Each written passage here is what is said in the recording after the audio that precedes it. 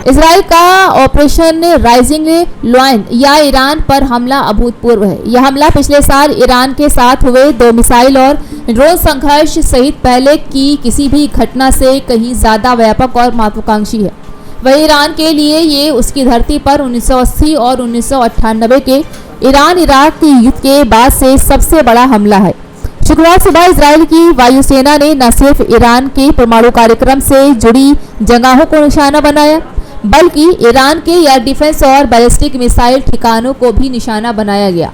वह इजरायल की खुफिया एजेंसी मोसाद के लिए काम करने वाले एजेंट्स के नेटवर्क ने कथित तौर पर सेना और परमाणु कार्यक्रम के प्रमुख व्यक्तियों की सही जगह की जानकारी देने में मदद की है। आपको बता दें कि ईरान ने कहा है कि उसके कम से कम 6 वैज्ञानिक मारे गए हैं, जहां इजरायल की खुफिया एजेंसी ने ईरान के सुरक्षा प्रतिष्ठान के केंद्र में सफलतापूर्वक घुसपैठ की है, जिससे साबित होता है कि ईरान में कोई भी सुरक्षित नहीं है। ईरान के सरकारी टीवी ने रिपोर्ट में कहा है कि 78 लोगों की मौत हुई है और मारे गए लोगों में बच्चे भी शामिल हैं। मोसाद कथित तौर पर इन हमलों के दौरान ईरान के अंदर से ड्रोन लॉन्च करने में सक्षम था। इस पूरे ऑपरेशन के शुरुआती लक्ष्य इंतजाम में परमाणु केंद्र और IRGC से संबंधित ठिकाने रहे, जहां इजरायली सेना लंबे समय से इसे प्लान कर रही थी।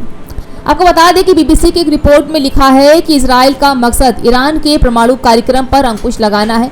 इजराइल और कई पश्चिमी देशों को संदेह है कि ईरान छिपकर ब्रेकआउट कैपेबिलिटी पर काम कर रहा है, जिसका मतलब होता है कि परमाणु हथियार बनाने के रास्ते से वापसी नहीं करना।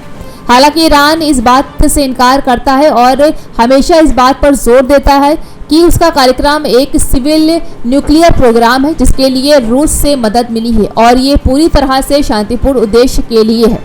जैसे कि ईरान वैज्ञानिकों की अज्ञात हमलावरों ने रहस्यमय तरीके से हत्या कर दी है। वहीं परमाणु कार्यक्रम के सैन्य प्रमुख ब्रिगेडियर जनरल फखरीजादे की 2020 में तेहरान के पास एक सुनसान सड़क पर हत्या कर दी गई थी। इससे पहले अमेरिका और इजराइल के साइबर जासूसों ने ईरान के सेंट्रीफ्यूज में एक विनाशकारी कंप्यूटर वायरस डालने में सफलता हासिल की। उसका कोड नेम स्टक्सनेट था और इसकी वजह से ईरान के सेंट्रीफ्यूज उसके कंट्रोल से बाहर हो गए थे। आपको बता दें कि ये बात साफ है कि इजराइल को क्या चाहिए। वो ईरान के परमाणु कार्यक्रम को कई साल के लिए पीछे ढकेलना चाहता है या फिर पूरी तरह से खत्म करना चाहता है। इजराइल की सेना और राजनीति से जुड़े कई लोग उम्मीद कर रहे हैं कि ऑपरेशन से ईरान की लीडरशिप कमजोर हो जाएगी या ढह जाएगी, जिससे नए शासन की शुरुआत हो और जो क्षेत्र के लिए खतरा पैदा नहीं करे, यही उनकी सोच हो सकती है। राष्ट्रपति ट्रंप ने शुक्रवार को कहा है कि ईरान के पास समझौते पर सहमति जताने के लिए दूसरा मौका है,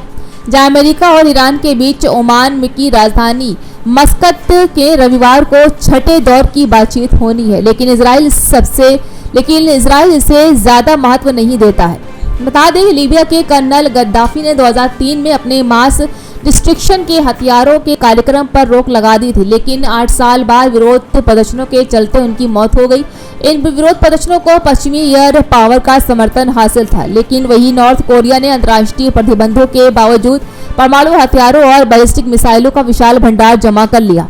इस वजह से उत्तर कोरिया पर कोई भी हमला करने से पहले 2 बार सोचने को मजबूर जरूर होगा।